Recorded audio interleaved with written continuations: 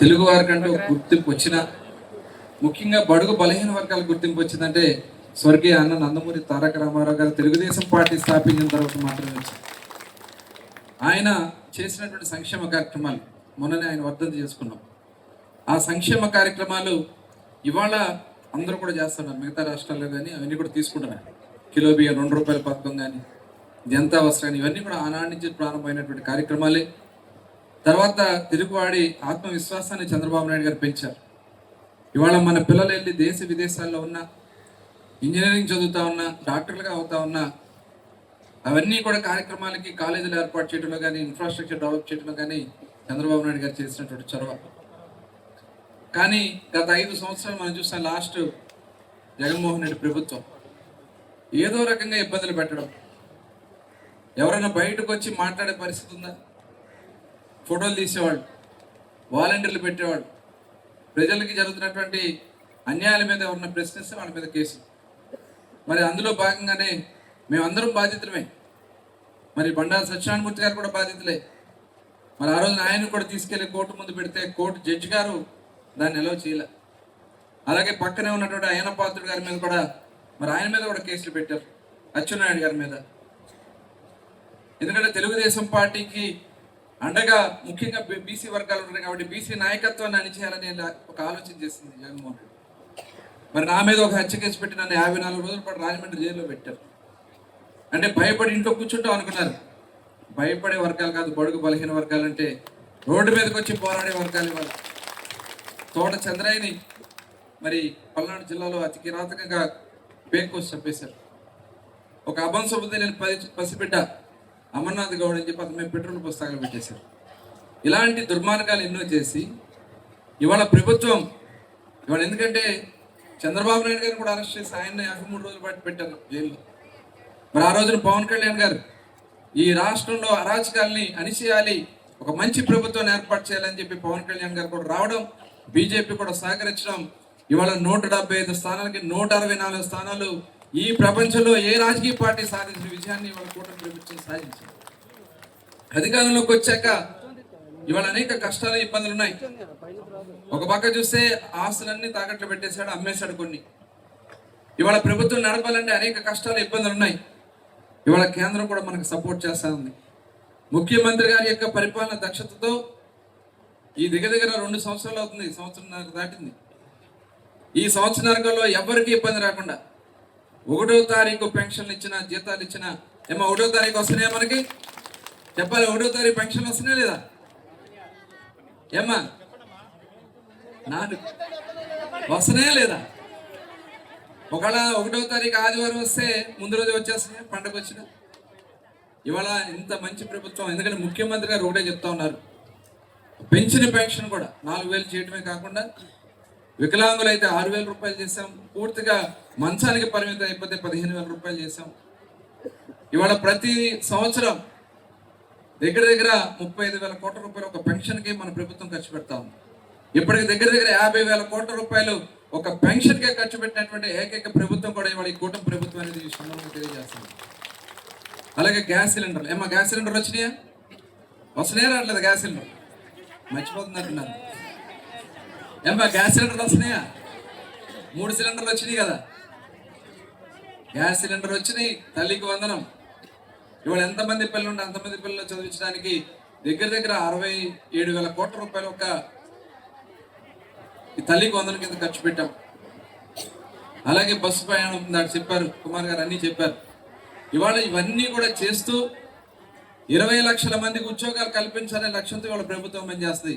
చదువుకున్నటువంటి ప్రతి బిడ్డకి ఉచితంగా చదివించడమే కాకుండా ఉద్యోగాల కల్పన కోసం ఇవాళ దేశ విదేశాలు తిరుగుతూ ఉన్నారు.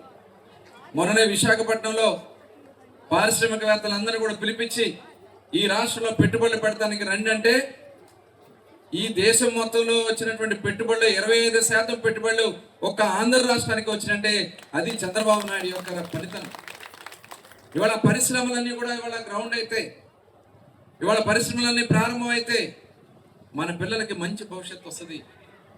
అలాగే ప్రతి ఇంటి నుంచి ఒక పారిశ్రామికవేత్తను తయారు చేయాలని గౌరవ ముఖ్యమంత్రి గారు ఈరోజు MSME స్కీమ్ కింద ప్రతి కుటుంబంలోంచి ఒక వ్యక్తి పారిశ్రామికవేత్తలుగా తయారు కావాలా. దానికి కొంత భూములు కేటాయింపు చేయాలా, దానికోసం కూడా ఇవాళ అన్ని కూడా ప్రభుత్వం ఆలోచన చేస్తూ ఉంది. అలాగే ఒక పక్క చూస్తే ఇరిగేషన్ ప్రాజెక్టు ఆగిపోయిన పోలవరం ప్రాజెక్టు మళ్ళీ నిర్మాణం చేస్తున్నాం. 2027కి పోలవరం రాబోతోంది. కేంద్రం కూడా మనం సహకరిస్తుంది. అక్కడి నుంచి మనకి ఇటు విశాఖపట్నం శ్రీకాకుళం వరకు కూడా వాటర్ తీసుకెళ్ళడానికి ఉత్తరాంధ్ర సుజల సవంతి కూడా ఇవాళ కార్యక్రమాలు జరుగుతూ ఉన్నాయి. అలాగే ఈరోజు స్టీల్ ప్లాంట్ ఆగిపోయినటువంటి అమ్మేస్తాకి వెళ్ళిపోయినటువంటి స్టీల్ ప్లాంట్ని మళ్ళీ కేంద్ర ప్రభుత్వం దగ్గర 11,000 కోట్ల రూపాయలు ఇచ్చి మళ్ళీ విశాఖ స్టీల్ ప్లాంట్ని నిలబెట్టినటువంటిది ఈ కూటమి ప్రభుత్వం.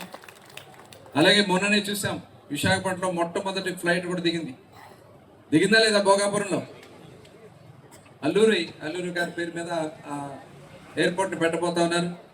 అది జూన్ కల్లా పూర్తిగా ఎయిర్పోర్ట్ ఇక్కడ నుంచి మరి రవాణా జరగబోతుంది. ఎందుకనంటే దానివల్ల మన పిల్లలు ఈ ప్రాంతం అంతా కూడా అభివృద్ధి చెందడానికి అవకాశాలు వస్తాయి. ఇవాళ జరుగుతున్నటువంటి ప్రతి అభివృద్ధి కార్యక్రమాలు ఒక పక్క అమరావతి, రాయలసీమ అన్ని ప్రాంతాల్లో కూడా, ఇటు విశాఖపట్నం, శ్రీకాకుళం, విజయనగరం అన్ని జిల్లాలను కూడా సమగ్రంగా అభివృద్ధి చేయాలని ప్రభుత్వం పనిచేస్తూ ఉంది. ఇవాళ ప్రజలకి, మన పిల్లలకి వైద్య సహాయం అందించాలి, వైద్యం చదువుకోవడానికి మన వాళ్ళని కూడా మెడికల్ స్టూడెంట్స్గా తయారు చేయడానికి మెడికల్ కాలేజీలన్నీ కూడా కంప్లీట్ చేయడానికి ప్రభుత్వం ఆలోచన చేసి, అలాగే అందులో వైద్య సహాయం కూడా మనకి పెద్ద ఎత్తున వైద్య సహాయం కూడా పెరుగుతుంది. అందుకనే మెడికల్ కాలేజీలు అన్నీ కూడా ప్రభుత్వమే నిర్వహణ చేస్తూ ప్రైవేట్ వాళ్ళు వచ్చి దాన్ని నిర్మాణం చేస్తారు. ఒక మంచి కార్యక్రమానికి ప్రభుత్వం పూనుకుంటే కేంద్రం కూడా దాన్ని చేయాలి. అన్ని ప్రాంతాల్లో, దేశ విదేశాల్లో కూడా ఆ పాలసీని చేస్తున్నారు. కానీ ఇక్కడ జగన్మోహన్ రెడ్డి గారు దాంట్లో విషం చిమ్మే కార్యక్రమాన్ని చేస్తూ ఉన్నాడు. ఇవాళ అది నిర్మాణం చేయాలంటే దగ్గర 10,000 కోట్ల రూపాయలు అవుతుంది. ఆ 10,000 కోట్ల ప్రజాధనాన్ని దానికి పెట్టే బదులు వాళ్ళే కట్టి నిర్మాణం చేసి మన పిల్లలు చదువు ఇప్పించేదానికి ప్రైవేట్ వాళ్ళ ముందుకు వస్తే అది రావడానికి వీల్లేదని చెప్పి అడ్డం పెట్టే కార్యక్రమాలు చేయటం. ఒకసారి మనం అందరూ కూడా ఆలోచించి, ఏదో ఒక మన మీద బురద చల్లాలి ఈ రాష్ట్రం మీద. ఎవరో ఒక పాస్టర్ ప్రవీణ్ అని రాజమండ్రిలో యాక్సిడెంట్లో చనిపోతే దాన్ని కులాల మధ్యన పెట్టడం, నిన్న కాక మొన్న పల్నాడులో 2 కొట్టుకుని అందులో ఒక అతను చనిపోతే అది ప్రభుత్వం మీద బురద జల్లాలని ప్రయత్నం చేయటం. ఏంటంటే అశాంతిగా ఉంది ఆంధ్ర రాష్ట్రంలో, శాంతి భద్రత లేవని ఒక దుర్మార్గమైనటువంటి కార్యక్రమాలు చేయాలని ప్రయత్నం చేస్తారు. అలాగే అంబేద్కర్ గారి విగ్రహం మీద వాళ్ళే పెట్రోల్ పోసి తగలబెడతారు.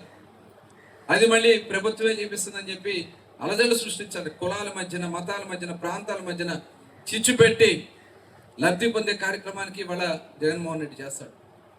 దయచేసి మీరందరూ కూడా ఆలోచించాలి. ఈ రాష్ట్రం గత 5 సంవత్సరాల వల్ల 20 సంవత్సరాలు వెనక్కి వెళ్ళిపోయాం.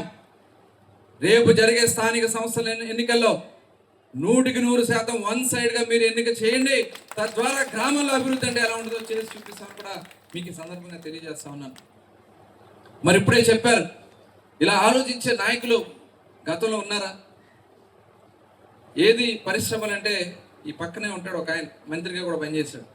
ఇప్పుడే గుడ్డు పెట్టింది, ఆ గుడ్డుకి పొదగాలి, పిల్లలు పుట్టాలి అన్నాడు. ఈకలు బిగుదారు వచ్చి స్పీకర్ 5 సంవత్సరాలు ఏమన్నా ఒక పరిశ్రమ పెట్టారా? వచ్చిన వాళ్ళు బెదిరించి బయటకు పంపించేశారు. లూలు సంస్థ ఇప్పుడు మళ్ళీ ఆడ వచ్చి విశాఖపట్నంలో ఒక మాల్ కడతా ఉన్నారు.